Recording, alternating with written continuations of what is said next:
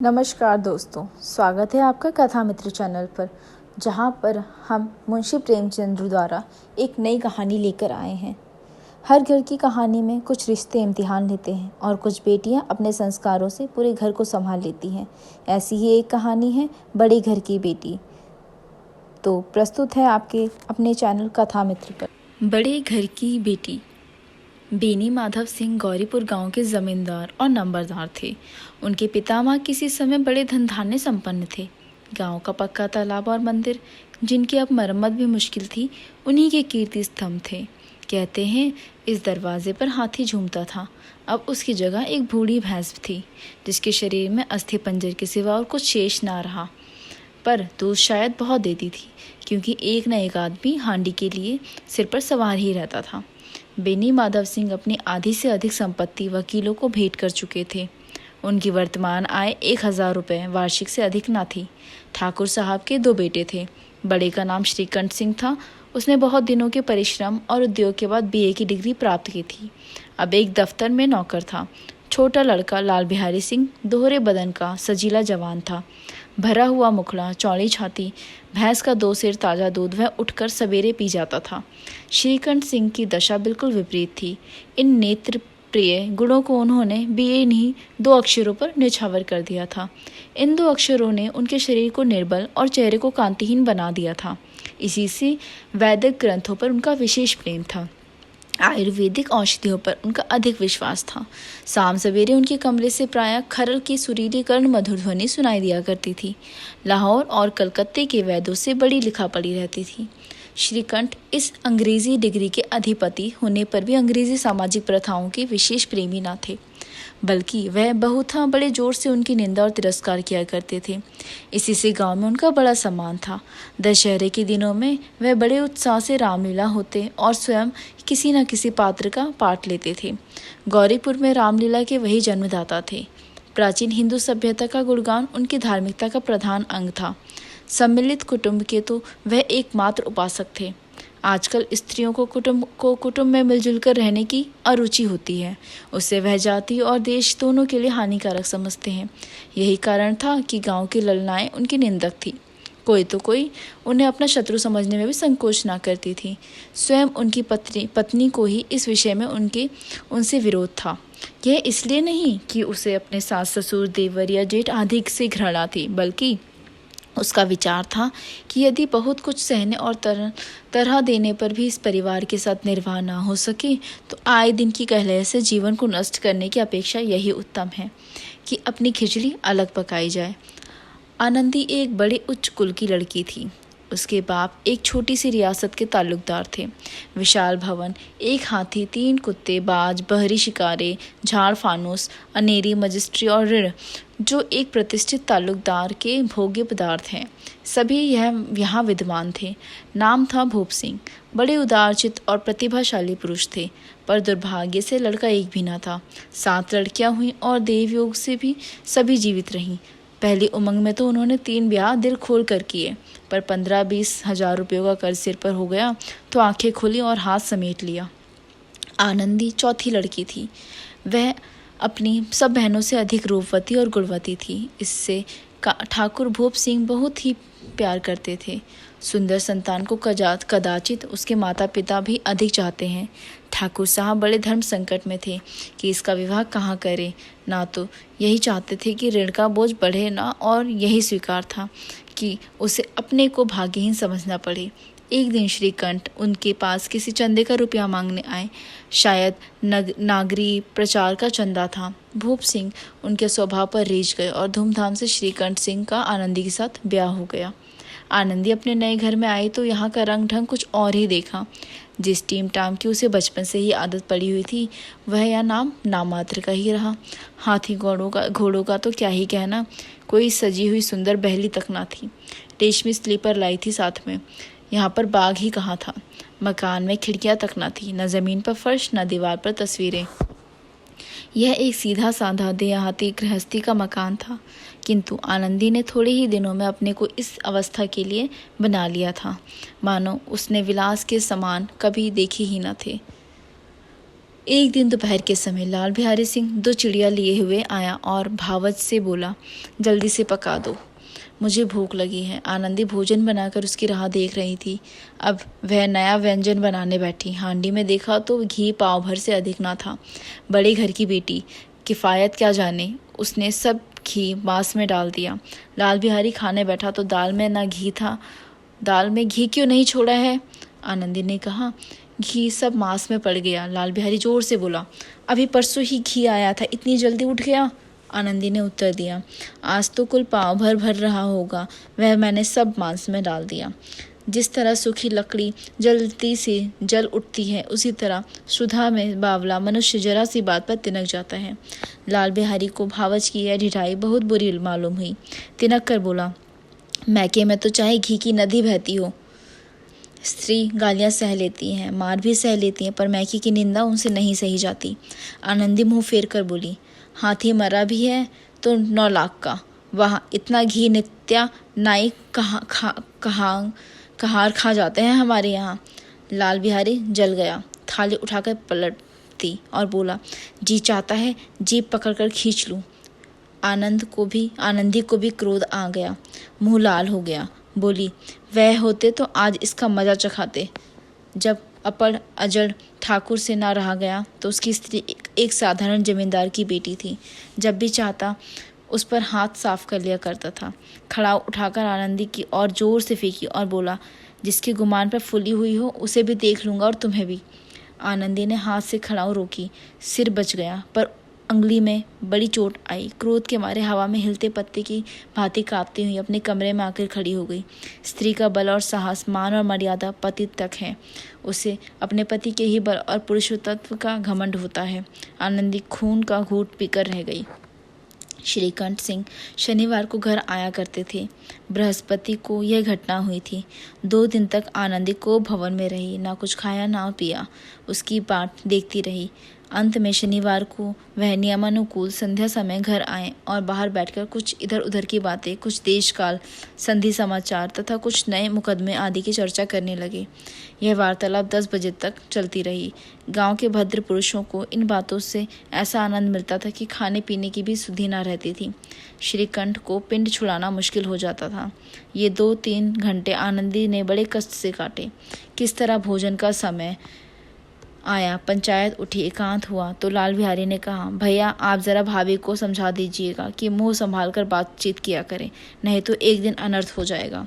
बेनी माधव सिंह ने बेटे की ओर साक्षी दी। हाँ, बहू बेटियों का यह स्वभाव अच्छा नहीं कि मर्दों से मुंह लगे। लाल बिहारी, वह बड़े घर की बेटी है तो हम भी कोई कुर्मी कहार नहीं है। श्रीकंठ ने चिंतित स्वर में पूछा, आखिर बात क्या है, कोई मुझे भी तो बताए। लाल बिहारी ने कहा, कुछ भी नहीं, यूं ही आप उलझ पड़ी। मैके के सामने हम लोगों को कुछ समझती ही नहीं। श्रीकंठ खा पीकर आनंदी के पास गए। वह भरी बैठी थी। यह हजरत भी कुछ तीखे थे। आनंदी ने पूछा, चित्त तो प्रसन्न है? श्रीकंठ बोले, बहुत प्रसन्न है, पर तुमने आजकल घर में क्या उपद्रव मचा रखा है। आनंदी की त्योरियों पर बल पड़े हुए थे। झुलझुलाहट के हमारे बदन में ज्वाला सी दहक उठी। बोली, जिसने तुमसे यह आग लगाई है उसे पाँव मुँह झुलस दूँ।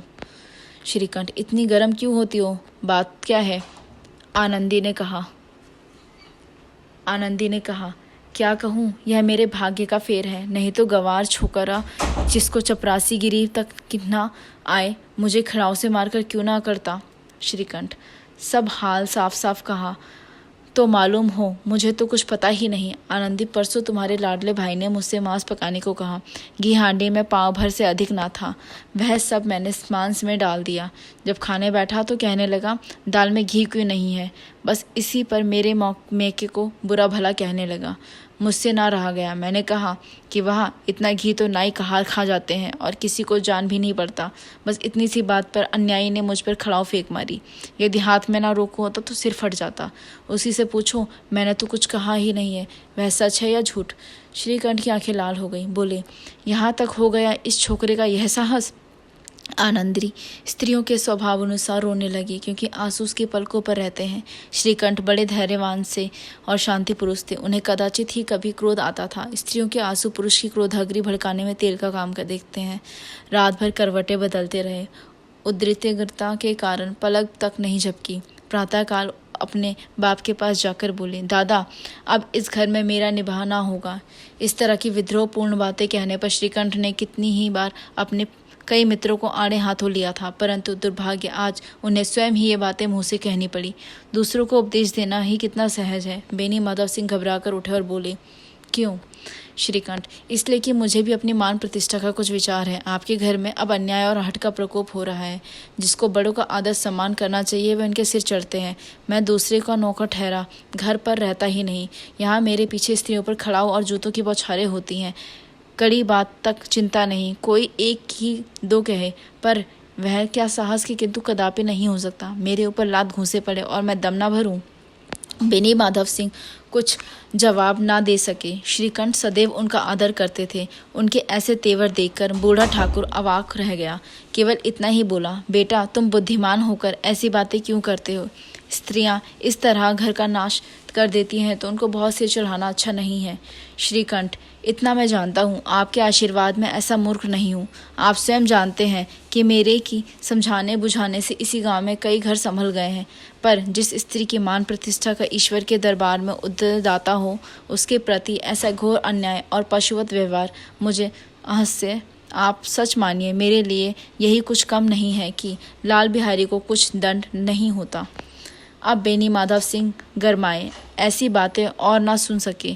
बोले, लाल बिहारी तुम्हारा भाई है, उससे जब कभी भूल चूक हो उसके कान पकड़ो। लेकिन श्रीकंठ, लाल बिहारी को मैं अब अपना भाई नहीं समझता।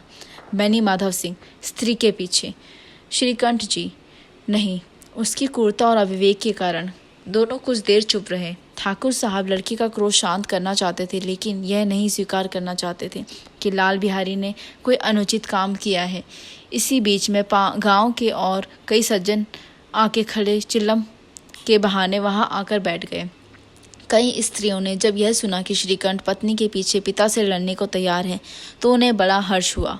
दोनों पक्षों की मधुर वाणियां सुनने के लिए उनकी आत्माएं तिलमिलाने लगी। गांव में कुछ ऐसे कुटिल मनुष्य भी थे जो इस कुल की नीतिपूर्ण गति पर मन ही मन जलते थे।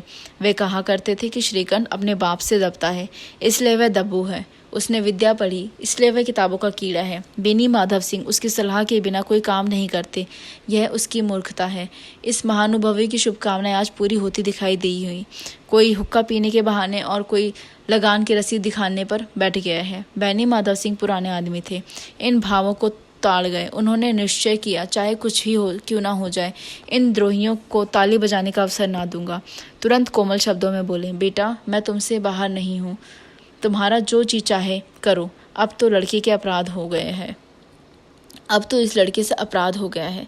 इलाहाबाद का अनुभव रहित छलाया हुआ ग्रेजुएट इस बात को ना समझ सका। उसे डिबेटिंग क्लब में अपनी बात पर अड़ने की आदत थी। इन हथकंडों की क्या खबर। बाप रे, जिस मतलब से बात पलटी थी अब उसकी समझ में ना आया। बोला, लाल बिहारी के साथ अब इस घर में नहीं रह सकता। बेनी माधव, बेटा बुद्धिमान लोग मूर्खों की बात पर ध्यान नहीं देते। अब बेसमझ लड़का है, उससे जो भूल हो गई उसे तुम बड़े होकर क्षमा कर दो। श्रीकंठ, उसकी इस दुष्टता को मैं कदापि नहीं सह सकता। या तो वही घर में रहेगा या मैं।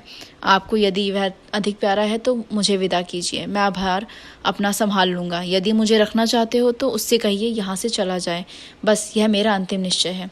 लाल बिहारी सिंह दरवाजे की चौखट पर चुपचाप खड़ा बड़े भाई की बातें सुन रहा था। वह उनका बहुत आदर करता था। उसे कभी इतना साहस ना हुआ कि श्रीकंठ के सामने चारपाई पर बैठ भी जाए, हुक्का पी ले या खान पान खा ले। बाप का भी यह इतना मानना करता था। श्रीकंठ का भी उस पर हार्दिक स्नेह था। अपने होश में उन्होंने कभी उसे घुड़का तक नहीं था।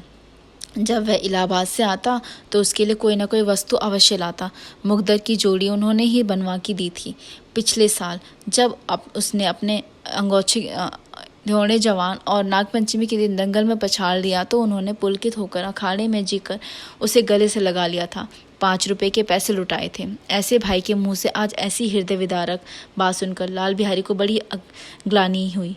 वह फूट फूट कर रोने लगा। इसमें संदेह नहीं कि आपने किए पर पछतावा कर रहा है। भाई के आने पर एक दिन पहले से उसकी छाती धड़कती थी कि देखूं भैया क्या कहते हैं, मैं उनके सम्मुख कैसे जाऊंगा, उनसे कैसे बोलूंगा, मेरी आंखें उनके सामने कैसे उठेंगी।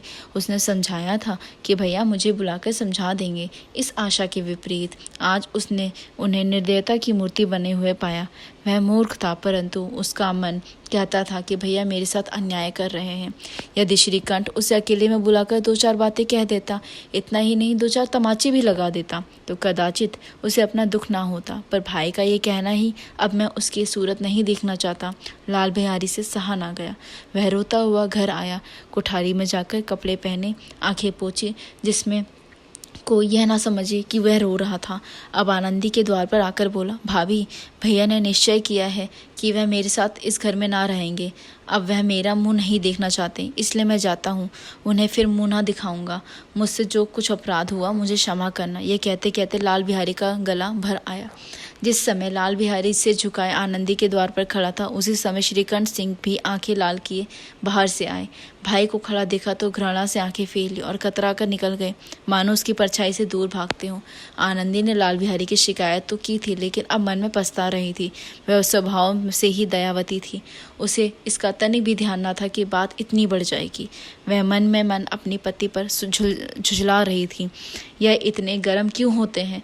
उस पर यह भय भी लगा हुआ था कि मुझसे इलाहाबाद चलने को कहें तो मैं कैसे क्या करूंगी। इस बीच में जब उसने लाल बिहारी को दरवाजे पर खड़े कहते हुए सुना कि अब मैं जाता हूँ, मुझसे जो कुछ अपराध हुआ क्षमा करना, तो उसका रहा सहा क्रोध भी पानी हो गया। वह रोने लगी। मन का मैल धोने के लिए नयन जल से उपयुक्त और कोई वस्तु नहीं थी।